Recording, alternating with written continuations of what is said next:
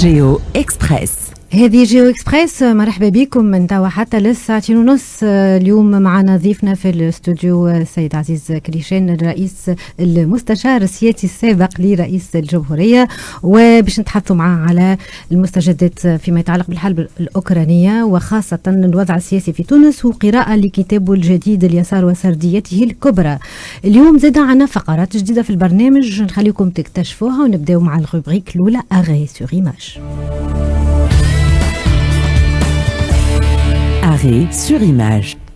أغي سور إيماج باش نحاولوا كل مرة نختاروا أبرز التصريحات اللي سمعناها في الأسبوع، ونعملوا جولة في قراءة وتعليق على هذه التصريحات. وباش نبداو بالتعليق الصحفي الفرنسي أوليس غوسي في القناة الفرنسية BFM، عمل مقارنة بين ما قاعد يصير في أوكرانيا وما سبق وصار في أفغانستان والعراق في قراءة غريبة وفيها نوع من نجم نقولوا العنصرية، واللي باش نشوفوها حتى فيما بعد في الصحافة العالمية. نسمع. On est au 21e siècle, on est dans une ville européenne et on a des tirs de missiles de croisière comme si on était en Irak ou en Afghanistan, vous imaginez? هذه كانت التصريحات. ناخذ تعليق لهذا التصريح في ما يتعلق بالتناول الإعلامي لما يحدث في أوكرانيا. هل هو مختلف؟ هل هو يجب يكون إنسانيا أرقى ومؤثر أكثر؟ قراءة للأستاذ الجامعي والدبلوماسي السابق من فرنسا الهادي بن عباس، مرحبا بك. مرحبا يا واتف، ومرحبا بضيفك سي عزيز كريشان اليوم صديق. يعيشك. كنت تسمع في التصريح هذا، شفناها تقريبا وتو نشوفه حتى فيما بعد، حتى التصريح للنائب العام السابق لأوكرانيا في مداخلة له عبر BBC، قال أن ما يجري مؤثر جدا لأنني أرى الأوروبيون بعيون زرقاء وشعر أشقر يقتلون بصواريخ بوتين. يعني فما انتقائية حتى في المآسي وفي الضحية.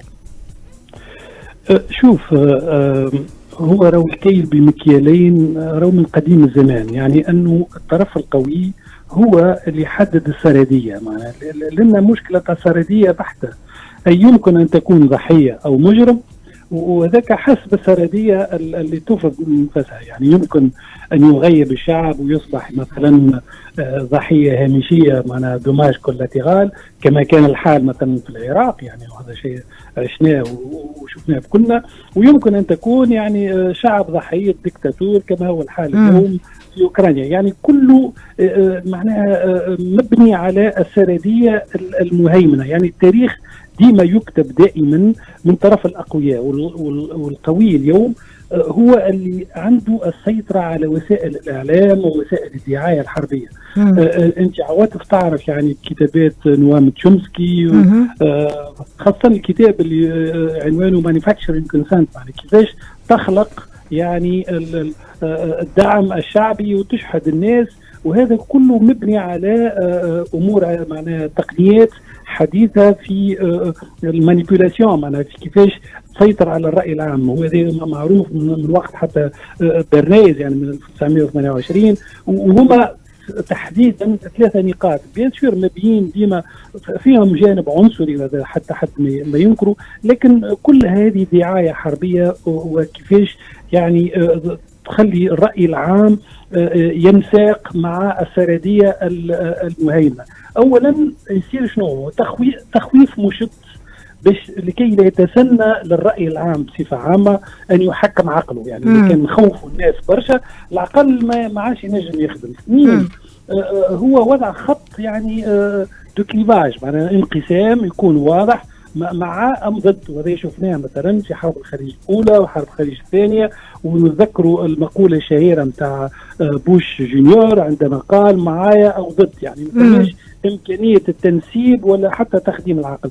والنقطة الثالثة في الدعاية، يعني لكسب الرأي العام ولا إلى يعني وتبرير العنف، هي تضارب القيم. يعني أنه من ناحية نحن ندافع على الديمقراطية، والآخرين هم يدافعوا على الديكتاتورية. يعني يلزم ديما الكليفاج يكون معناه هكا يعني حاد جدا، ويقسم الناس إلى جزئين واستعملت الاستراتيجية دي الدعائية يعني في خلق بالطبع سرديه كبيره اللي شفناها المقارنه مع العراق هامه جدا. لانه انت سيدي حكيت على استعمال العقل، احنا نحبوك تسمع تصريح رئيس جمهوريه جورجيا سالومي زوغا بيشفيلي خلال الحوار لها مع راديو فرانس انتر، وكيفاش تحدثت على بوتين، ونعرفوا اللي هي الان قاعده تستغل الوضع، وعاودوا قدموا معناها طلب جديد للانضمام للاتحاد الأوروبي، معناها مصائب قوم عند قوم فوائد. لكن نحبوك تسمع التصريح وتعطينا تعليقك. Mais je pense qu'il est en train de découvrir qu'il a accouché pour lui d'un monstre. Il a créé vraiment l'Europe puissance qui n'a jamais eu sur le continent européen. Tout ce qu'il craignait, c'est-à-dire d'avoir à côté de lui, sur ses frontières, des États non pas séparés mais qui soient unis et forts militairement, il va l'avoir. هل صحيح اليوم بوتين صنع اتحاد أوروبي أقوى مما كان هو الحال عليه؟ هو هذا كله يدخل مرة أخرى في جانب الدعاية وفي جانب يعني حشد الصفوف وراء مرة أخرى سردية معينة. يعني ربما هذا ما تتمناه يعني السيدة اللي كانت تتكلم، لكن الواقع السياسي والجغرافي والجيوسياسي أوروبا مش بالضرورة ماشي في الاتجاه هذا. علاش؟ لأنه يعني ثم مصالح حتى متضاربة في داخل الاتحاد الأوروبي. يعني احنا نعرفوا مثلا اليوم جورجيا تطرق في باب الاتحاد الأوروبي باش تنضم للاتحاد، لكن هي الشروط نتاع الانضمام اللي هي وضعتها التريتي نتاع اليونيون أوروبيان من 1993 وخاصة فقرتها 49 اللي تفتح هي بالصحيح الباب لكل البلدان الأوروبية باش تنضم للاتحاد الأوروبي، لكن حطت شروط وهي شروط صعيبة ياسر. شروط هي معناها إذا كان نحبوا نصنفوها فما 3 شروط مختلفة لكن كلها متكاملة. الشرط السياسي باش نجم تنتمي أنت للاتحاد الأوروبي، فما شرط سياسي أنك تكون ديمقراطية ودولة يعني دولة القانون واحترام الأقليات في داخل الدولة. 2 لازم يكون الاقتصاد رأس مالي حر ومفتوح وقادر باش يتحمل حتى المزاحمة في داخل بلدان الاتحاد الأوروبي.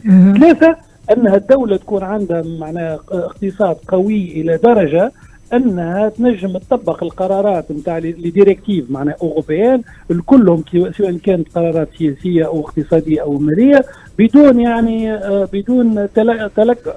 وهذا كله باش نجم تدخل للاتحاد الأوروبي يلزم 27 دولة يوافقوا بالإجماع. وإحنا نعرفوا أنه في داخل الاتحاد الأوروبي في حد ذاته ثم بلدان معارضة، معناها ما هيش متفقة على دخول جورجيا، ما هيش متفقة على دخول مولدافيا، كل البلدان اللي تطرق ما هيش متفقة على دخول تركيا، لأن تركيا تعتبر نفسها أنها بلد أوروبي ويعني استناد الارتيكل 49 عندها الحق زي باش تطرق باب الاتحاد الأوروبي وتدخل فيه. هذا كله معناها من باب يعني المزايدات السياسية في ظرف حرب. علاش؟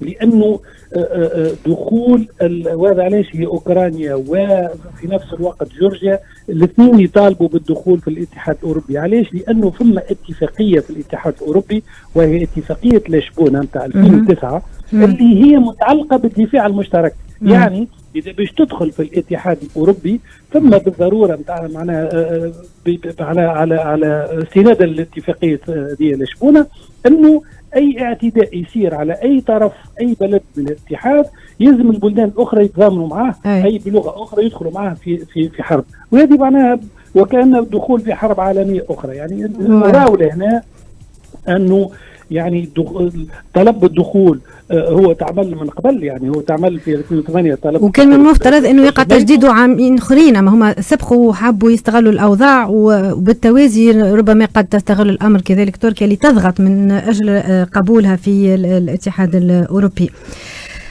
سيدي لكن مع كامل الاسف سامحني مع كامل الاسف راهو الدخول للاتحاد الاوروبي سي بروسيسوس تري تري لون، معناه يتطلب عديد الشروط السياسيه والاقتصاديه اللي كنت نحكي فيها والماليه للبلدان هذيا، وثم حتى جانب ايديولوجي. هما مثلا تركيا وقع يعني رغم ان في وقت من الاوقات كانت عندها كل الشروط يعني على المستوى خاصه على المستوى الاقتصادي، لكن وقع رفض تركيا لاعتبارات جيوسياسيه اكثر منها شروط، لاعتبارات جيوسياسيه واعتبار تركيا اللي ربما في اسيا معاش كلها في أوروبا، لأن اشترى في أوروبا واشترى في آسيا. يعني كانوا تعلات يعني نرجع ديما نفس الحكايه، كون الكيل بمكيالين، ويعني والبلدان كلها غير مصنفه بنفس الطريقه. التصنيف وهذا بالطبع يعني كما كنت انت تحكي استغلال لوضع جيوستراتيجي اليوم والحرب هذه على الاقل لتثمين المجهود نتاع جورجيا اللي هي في حد ذاتها تطرق في باب الاتحاد الاوروبي،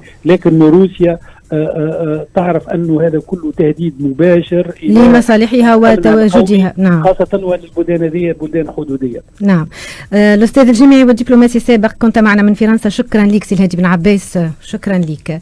نمشيو للفقره المواليه غدا دي نيوز، واللي باش نحكيو فيها شويه تقريبا على العناوين الكبرى واللي كانت اغلبها معناها تتعلق بشخصيه الرئيس الاوكراني، وخاصه في رمزيه شخصيته. نمشيو لغدا دي نيوز.